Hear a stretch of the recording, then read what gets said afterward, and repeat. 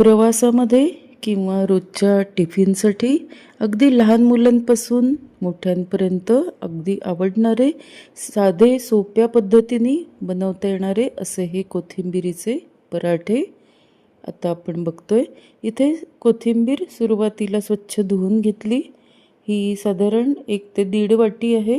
त्यामध्ये 1 चमचा हळद, 1 चमचा तिखट आणि 1 चमचा घरातला मसाला सगळं घातलं. त्यामध्ये 1 चमचा मीठ घातलं. हे सगळं लहान 1-1 चमचे घातलेले आहेत. त्यामध्ये हिंग घातला चिमूटभर, 1 चमचा त्यामध्ये साखर घातली, तसंच 1 चमचा त्यामध्ये तीळ घातले.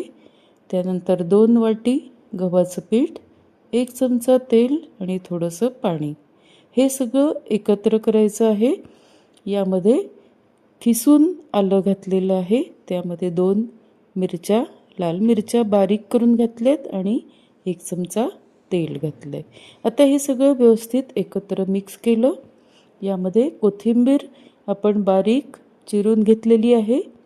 यातलं कोथिंबिरीचं प्रमाण तुम्ही कमी जास्त करू शकता. याचे लहान लहान पोळीच्या आकाराचे उंडे केले. त्यातला एक उंडा घेऊन त्याची अशी पोळी लाटली.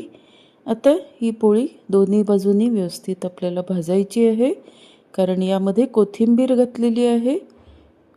अतिशय पौष्टिक आणि हेल्दी हे कोथिंबिरीचे पराठे. यालाच तुम्ही कोथिंबिरीचे थेपलंही म्हणू शकता. अगदी व्यवस्थित हे दोन्ही बाजूनी तेल लावून आपण भाजलेले आहेत. हे तुम्ही टिफिनसाठी किंवा प्रवासासाठीही इथे तुम्ही घेऊ शकता. गरम गरम कोथिंबिरीचा पराठा, त्यावरती एक लोण्याचा छानसा गोळा आणि बाजूला उसळ किंवा एक भाजी.